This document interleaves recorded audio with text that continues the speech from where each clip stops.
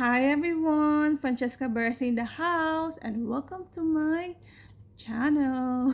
Naks, akala mo naman ang daming upload. Di ba, tagal ko nawala. Kaya ito ako ngayon, bumabawi at tsa galing ako sa Sephora guys. So, since wala naman akong ma-upload pa sa inyo, ito na lang muna ha. Kasi, since magbo-birthday na ako, so nagtatry akong mamili para sa sarili ko. Other than gold, okay? Are you ready? So, sa tagal-tagal ko dito sa Dubai, ngayon lang ako nakabili ng makeup na talagang gusto ko. Kasi nga, lagi kang busy, laging online. So, today, nagkaroon ako ng oras, kaya let's try. Kasi ito yung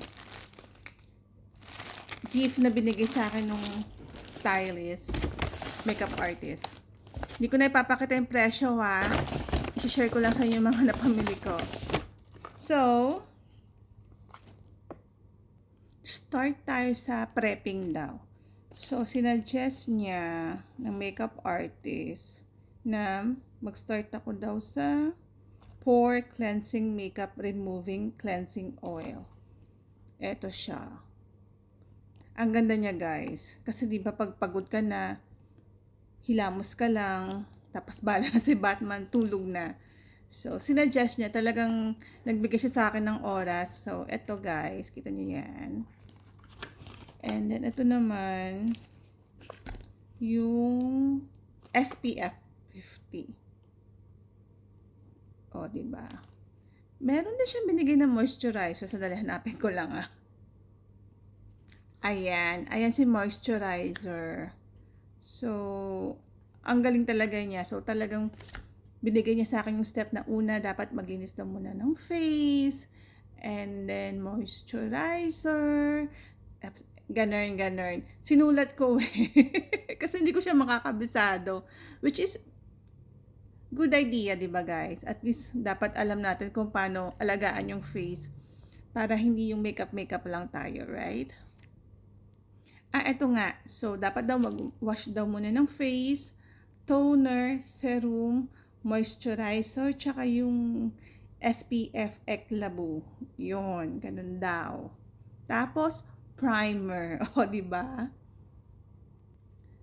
So, eto si primer. Ang ganda rin niya. Benefit. Sephora, guys. Punta kayo dun sa Ibn Batuta. Sephora branch, look for Lune. L-U-N-E.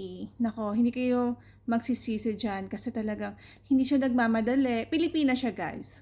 So, ang bait niya at talagang binabagay niya talaga yung ilalagay niya sa mukha mo. So, doon ko siya na-appreciate kaya talagang okay lang, go lang.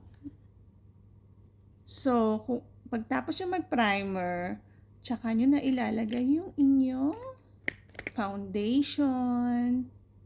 Ito yung foundation na gusto kong itry ngayon, si Huda Beauty. Dati kasi meron akong ginagamit na foundation, hindi ko na sasabihin yung name. Medyo hindi rin siya Moraita, pero after some time, humuhula siya. So parang mas kailangan ko yung, alam niyo na, minsan din kasi hindi lang yung sa presyo, di ba? Kaya ito, explore ako ng bagong foundation. So, Huda Beauty Easy Blur. Ano ba to? Latte 300N. So, try ko siya. Actually, ito yung nilagay niya sa akin eh. Kaya ang ganda, diba? Hindi na ako nag-filter, guys. Tapos, ito yung powder. After mag-foundation, powder ka. So, yan. Ano siya? The Pore Professional Powder by Benefit also. Then, pagkalagay nyo ng foundation, ito yung concealer. Bet ko to. Kasi yung dating concealer ko, pareho sila ng brand. After some time, nag-ano siya yung cakey. Makikita mo talagang namumuo siya. Siguro sa weather din kasi ng Dubai.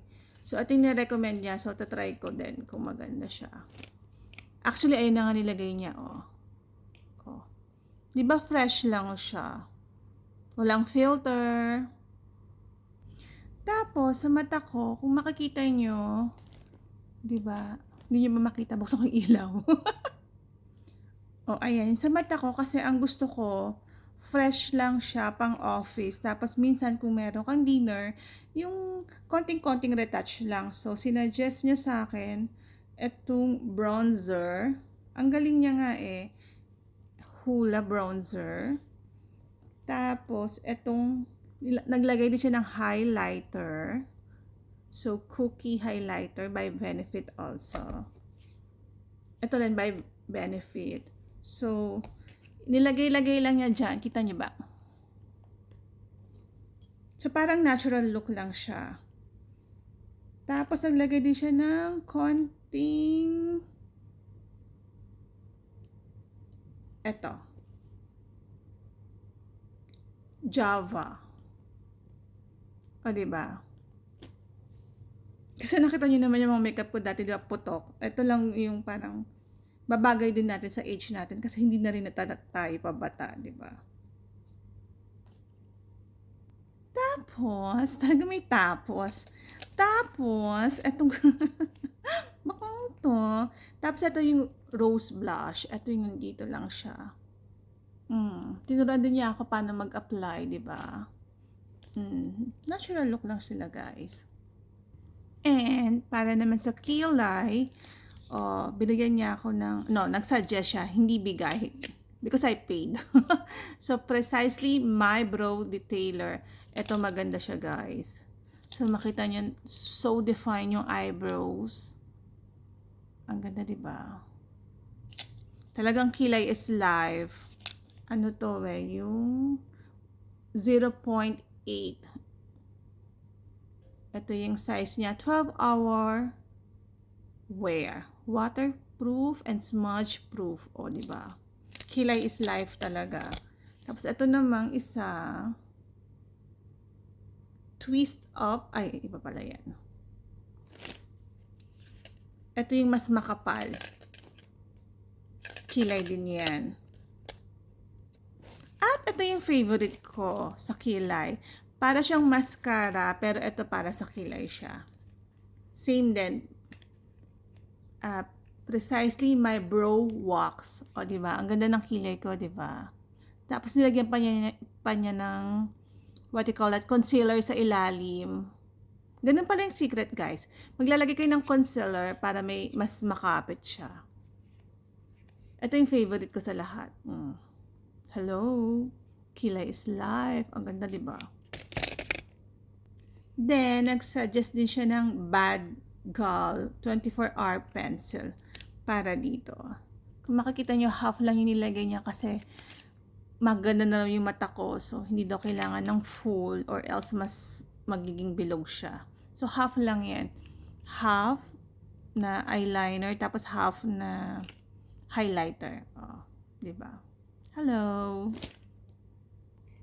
Tapos, ito naman yung liquid eyeliner. Ayan, tinuruan din niya ako ng technique.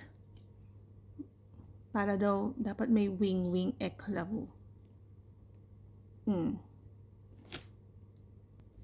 And then, for mascara, dalawa yung sinuggest niya.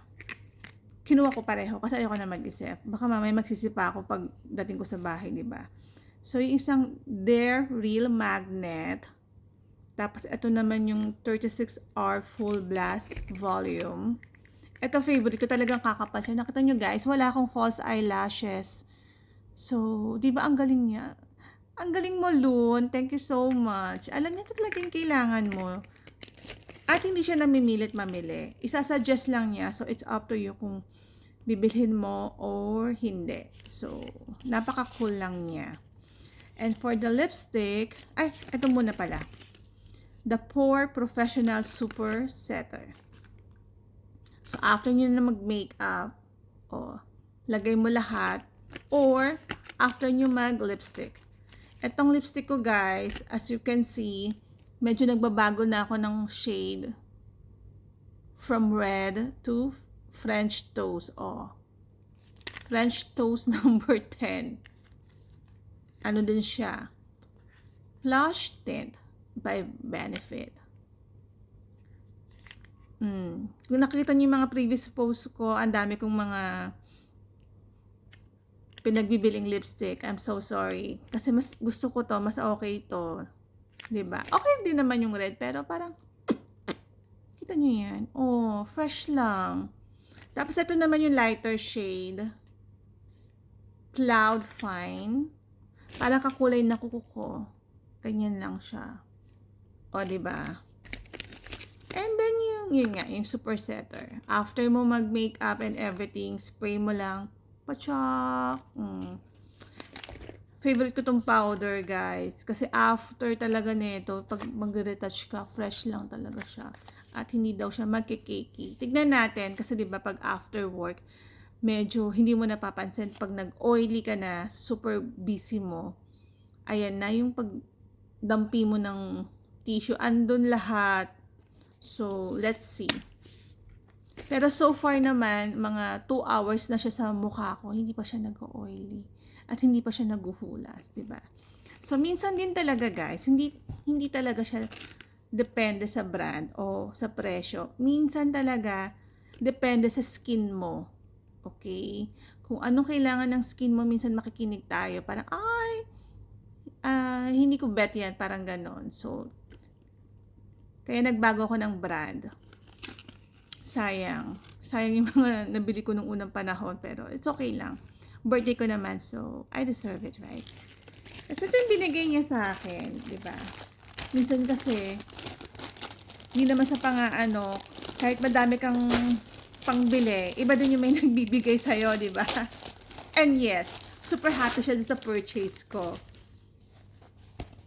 And she deserves it naman talaga. Hindi siya nagmadali.